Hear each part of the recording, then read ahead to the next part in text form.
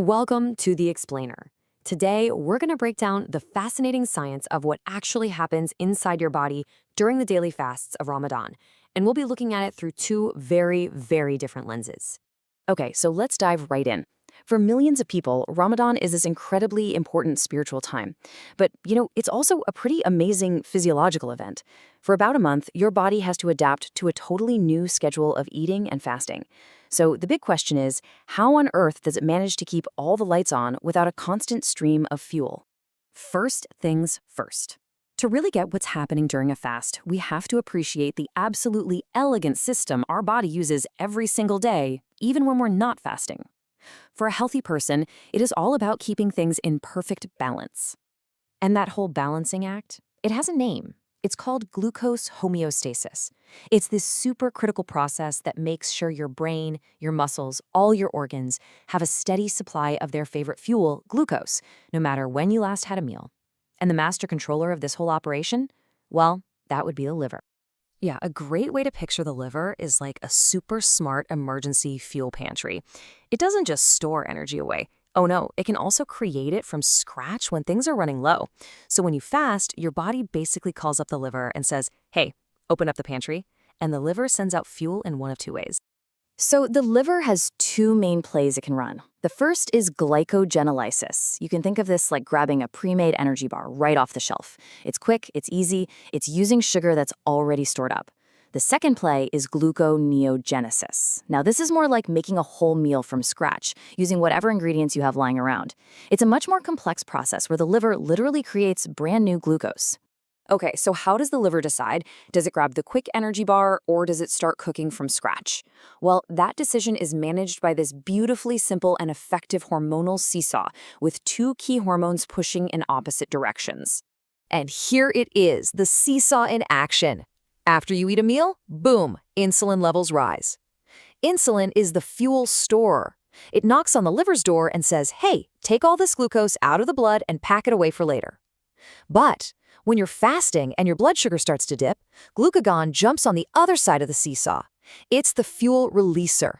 It tells the liver, all right, time to open the pantry and send that glucose back out. It's this perfect give and take that keeps a healthy body so stable.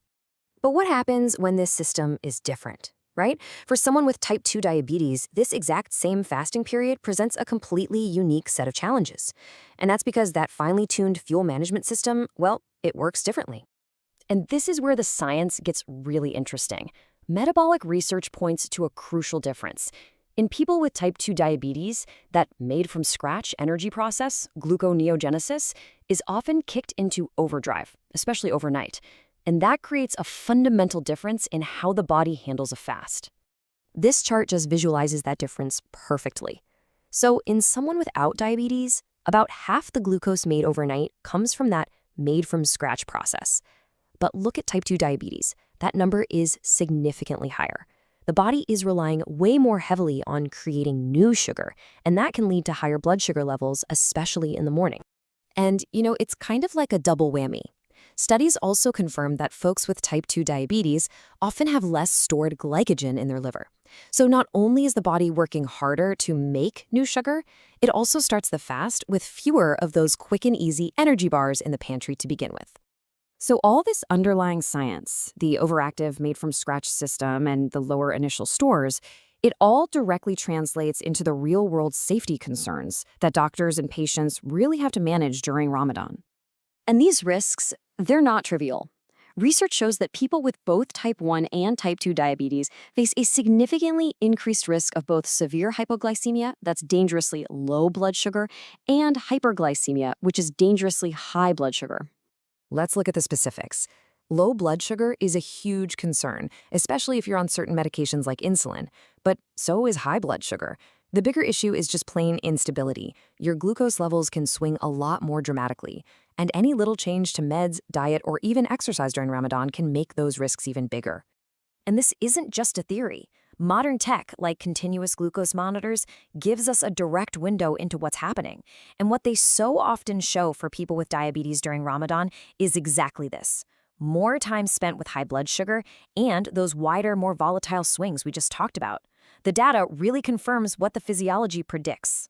So, when we put all this together, you see that the single act of fasting during Ramadan creates two completely different physiological realities. And so, the implications for how to approach it safely are obviously very two sided. This table gives us that perfect at a glance summary. For a healthy person, the body system is just robust. Fasting is generally safe, and the focus is pretty simple: smart meal timing to restock those glycogen stores. But for a person with diabetes, the control system itself is altered. Now, fasting isn't necessarily off the table, but it absolutely demands caution, careful planning, and a huge focus on monitoring and managing medication. So, if you're going to take away three key things from all this, here they are. 1. In a healthy body, the fuel management system is incredibly flexible and well equipped for fasting. 2. With diabetes, that system is less flexible, and that increases the risk.